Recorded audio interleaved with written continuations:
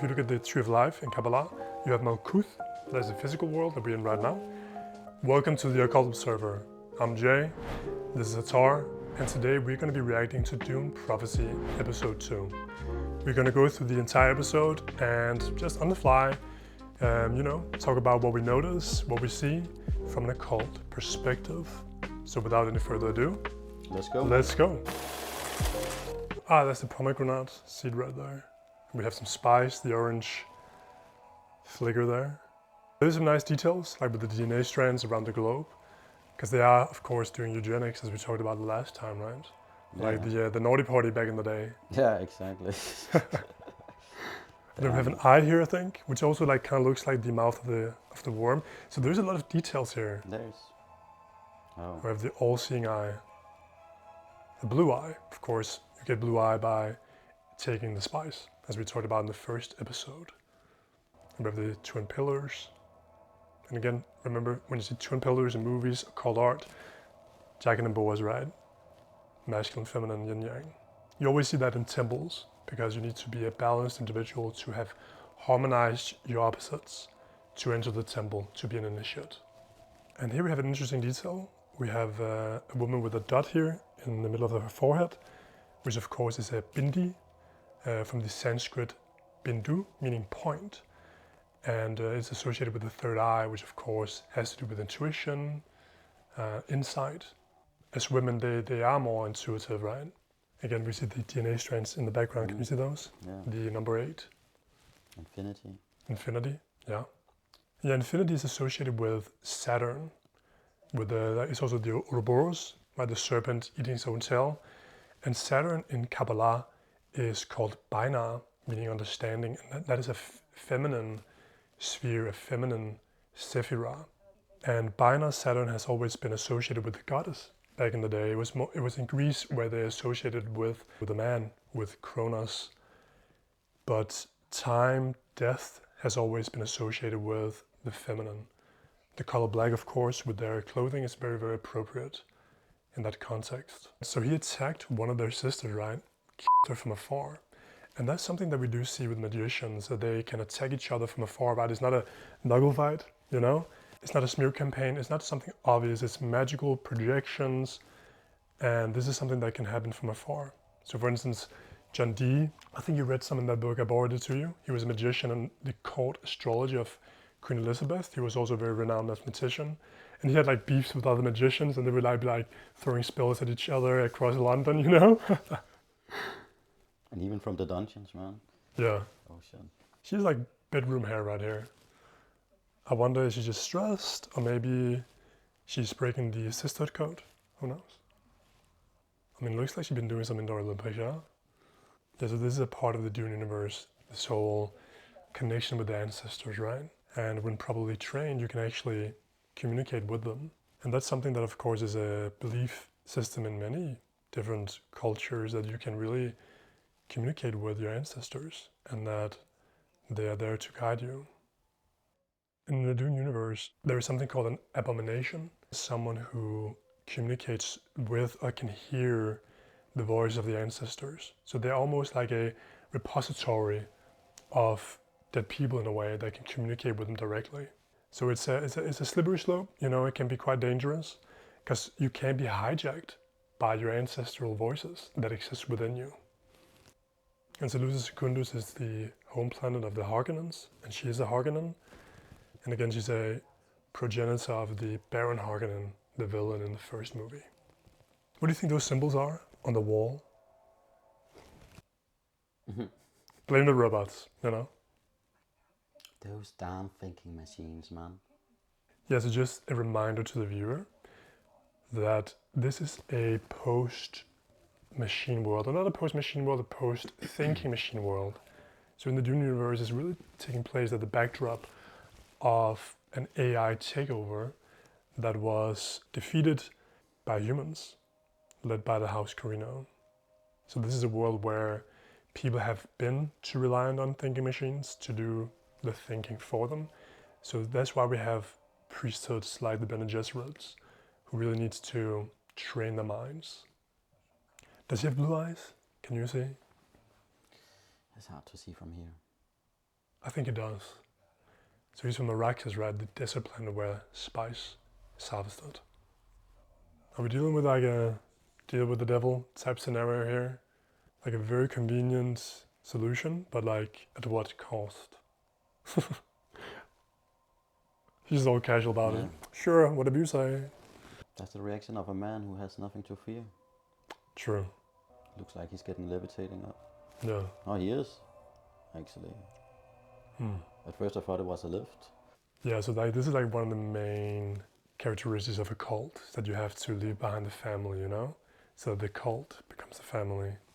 So the sisters, they can't be with their parents, they have to actually be separated from them from an early age. Yeah. It's a new family. Yeah. And of course that also represents sort of like you need to leave behind society, you know, you need to leave behind not just the normal world, but like normal state of consciousness, you know, to really become an initiate. And that's something that Jesus talks about. You know, Jesus was a magician, he was a shaman. And he says that you need to leave behind, separate yourself from the pattern of the world. To really change the world, you need to be separate from it. And that's what the Bene Gesserit are doing, you know. They are working in the shadows, working behind the scenes to manipulate and mold the world around them. So there needs to be that psychic distance. This is like classic, man. What? Was she like the chosen one and she's like, I can't do it. it? Yeah, I cannot do it. This is the same shit in every script, man. Yeah, true. We see that in Harry Potter, we see that in now we're gonna follow Star her Wars. journey and blah blah blah, man. Nothing new. But that, dude, that's the thing that is really cool about the movies.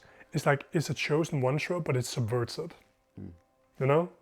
It's really, really cool in the movie.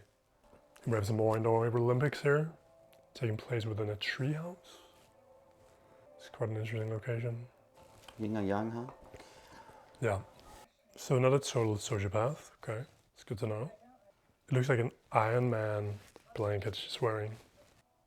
And we see here an oval room with an oval fabric, calling to mind the cosmic egg, which represents the, you know, the source of life and also the union of the masculine and feminine principles, which we saw an example of here. Swallowed by a sandworm. That's like a myth we see quite a lot. We see it with Hercules, also with Jonah and the whale in the Bible. We're not really sure what it means, but it could represent the death and rebirth, which often takes place in initiation with shamans literally being eaten and torn to pieces by evil spirits in the spirit world and being reborn. So we're probably dealing with an initiate here. The worm on the Arrakis really also represents the libido, the sexual energy, right? The serpent energy called Shakti or Kundalini in Hindu mythology and cosmology. So really sort of being eaten by it, swallowed by it, or also when they ride it in the movies they actually ride the worms, really can be seen as representing, you know, mastery over your libido, your sexual force. And the reason why they know that is because they're in communication with them. For instance, Alan Moore, the most legendary comic book writer, he wrote Watchmen and V for Vendetta. He's also a magician, and he communicates every morning with his best friend and former mentor, Steve Moore, not of any relation, and communicates with him. And he doesn't know like if it's the real Stephen Moore or just the Stephen Moore in his head. But the idea is that everyone is a thought form. We are the dead are, and we can communicate with them. Do you believe in reincarnation? Yeah. You know, the Eleusinian mysteries north of Athens was this secret society for the elites. So it was for the statesmen, generals, poets. Even Marcus Aurelius was initiated, Plato was initiated. I think Cicero as well. So men from Greece and Rome. Different men from different professions. But what united them was their experience and what they took away from the Eleusinian mysteries. And that was that they didn't fear death anymore. Interesting. Yeah. Key to this Eleusinian mystery was the story about Persephone and Demeter. Persephone eating the pomegranates, ending up in Hades, and then returning back to her mother being the goddess of corn. So every time Persephone returns to her, she's happy, and then nature flourishes and grows and becomes summer. Then she leaves and it becomes fall and winter. So it's a way of describing the cycles of the year, but also rebirth, death and rebirth, which nature undergoes every year, you know? That's normal, isn't it? What? That everyone has their own agenda. Yeah. But they really do have their own agenda in the Dune universe. So now we are in Seleucus Secundus. And in the movies, it's like way different. So right here, it looks kind of like Earth, like there's cloud, blue sky. But in the movies, it's quite a different place because of technology and, I don't know, like an ego collapse of some kind. And you can read that he's lying, right? Small muscle contractions. Yeah. That's what we saw in first episode that day. Yeah, exactly. And this is something that secret societies are taught, by the way. It's really about like looking deeper, right? Not just taking the presented facade of things. And that goes both for nature, for historical events, but also people and how they behave. It's like looking deeper, right, behind the facade. Notice like the soft power that she exerts, right? It's not like, tell me who it is, and like, you know, it's like very softly, like, I know you're lying, you know, just let me talk to him. But this is like a show where we see more like the feminine way of power moves, right? So we're probably not gonna see like a lot of violence overtly because it is women, you know?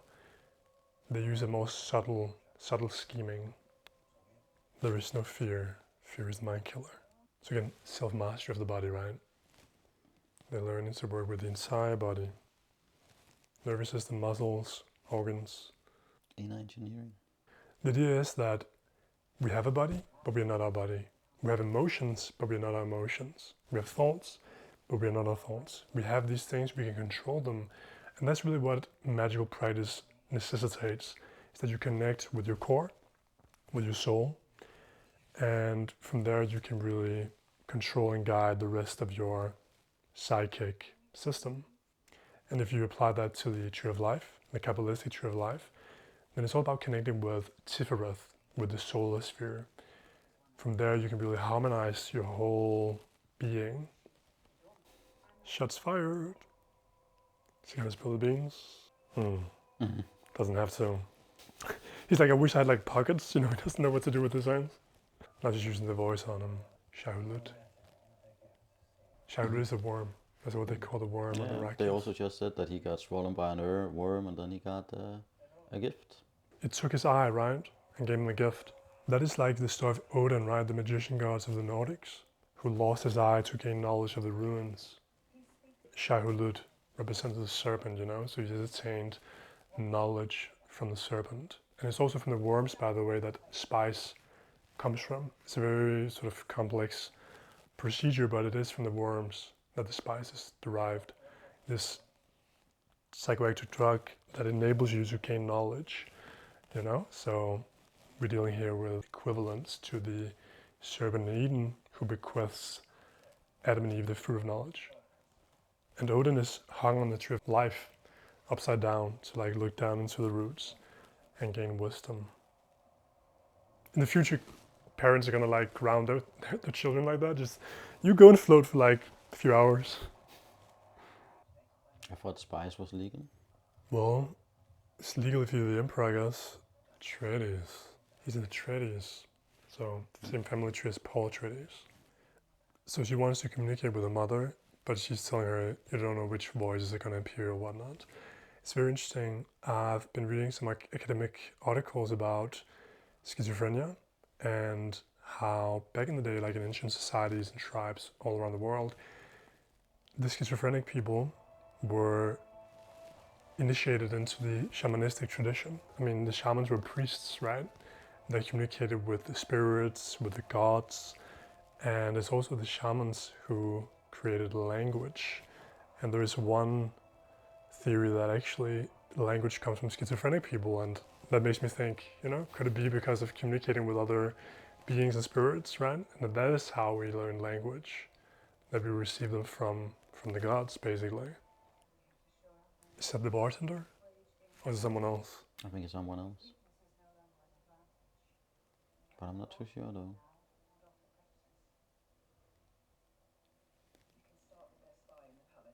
Okay, it is the bartender. Yeah. Why are they fighting with broken swords? I don't think they're broken, I think they're just short. And maybe it's because so they don't stab each other. Then why wouldn't you just use a wooden sword, huh? Maybe it's like the right weight, whatever. I also didn't think you could hurt each other with that shield on. Well, again, if you bring it through the shield, right, then you can. It's all about like finding the right angle and then just moving in there. You can't just stab it straight through. You know, knowledge is power, right? And the spice representing the fruit of knowledge is the ultimate emblem of power in the Dune universe. And he's still floating. That was almost the sound of a sound bath. I actually got a sound bath in a spa in Germany Okay. last month. We were lying on like waterbeds. Mm. And then they came ding, Yeah, ding. exactly. Terrible. Beauty is terror. It's done its hard sauce. Free the chamois, man. Free the shaman. Mm. We should get like a t-shirt. So that is a horn or It's some kind of home. could also be a tooth. Maybe, or maybe not. Maybe it's a tooth from a worm. Then it would be really small. Yeah, true. Lips, right? True. Now I haven't seen the worm, but They can be. I mean, but from what the we different saw sizes. before, it looks like it was huge, you know. Oh, dude, they're enormous. So I was thinking teeth maybe this size. Yeah, true. But again, they can also be babies, you know. Mm. But again, I have no idea of scale, so. So this is the water of life. It's called. It can be very, very dangerous if you're not ready for it. So this is the point of the cult where they poison you and then just kill them all there? Oof. Yeah, so here you need to really relax. And this is something that if you do psychedelics, or eat too much cake and you start to panic a little bit, relax. Just gotta relax and go with it. I think she's astral traveling now, you know? There's nobody else there. Mm-hmm. And astral traveling, that is where you wake up in your second body, your astral body, and you can walk around your house, you can fly, you can enter other dimensions. And it requires you to fall asleep, but still remain awake. So it's this middle space called the hypnagogic state. And it's very much a balancing act to reach that and to stay there. So I'm currently reading the book by Robert Monroe, who popularized the term out-of-body experience. And he says that there are 3 different worlds from his experience that you can visit when you astral travel. There's this world, right, where you just walk around this room or fly around this town. Then there is parallel dimensions and an astral space that encompasses everything from heaven to hell. So now she's seeing a lot of former her sisters. reverend mothers. So these are all initiates she's meeting now, ascended masters. Because in the astral realm, if you look at the Tree of Life in Kabbalah, you have Malkuth, that is the physical world that we're in right now. Then there is Yesod, which is the astral realm. That is also the dream realm. So we enter that world when we dream, but also when we astral travel. And it is believed that that is where we go when we die. We go to Yesod, we go to the astral realm. So yeah, you could ideally meet former dead family members, friends. Why is it they always talk in riddles, huh? Just give a plain answer, man. Yeah, we talked about the Pythoness last time, the oracle at Delphi, and that would always be in riddles. One born twice. Now she knows their lies. She's becoming an abomination now, and that is where she's going to be hijacked by other Reverend Mothers. For the rest of the season, she's going to be struggling with all these voices, right? She was the chosen one, huh? Apparently. Yeah, but she's going to be a really, really messed up individual now, and what they call an abomination. And that's basically like a schizophrenic, like they hear voices all the time, and then some of those voices take over. She's coming with a lot of threats, huh? Obviously, he just lost his son, right? True. He's in great grief and sorrow. But I don't see... Oh, never mind, actually. I don't think he's going to kill him. No. Just Because I a was just about to little say... scare. I was just about to say, they're gonna need his fleet, so what do they get out of killing him, you know? But just to get him in his place, right? So who actually has the power? Yes. But these guys are not fans of thinking machines, right? So who is driving that? Well, wasn't that chauffeur? Should be. Okay. You just don't see one. You cannot control him. Or maybe she can. Maybe he's just joking. Do you think he's joking? Yeah. He's playing along. Just to show that he's powerless. And just starts laughing, probably. It obviously doesn't work. He's fighting against it. Psych! Yeah, she doesn't feel so powerful right now, huh? Nope.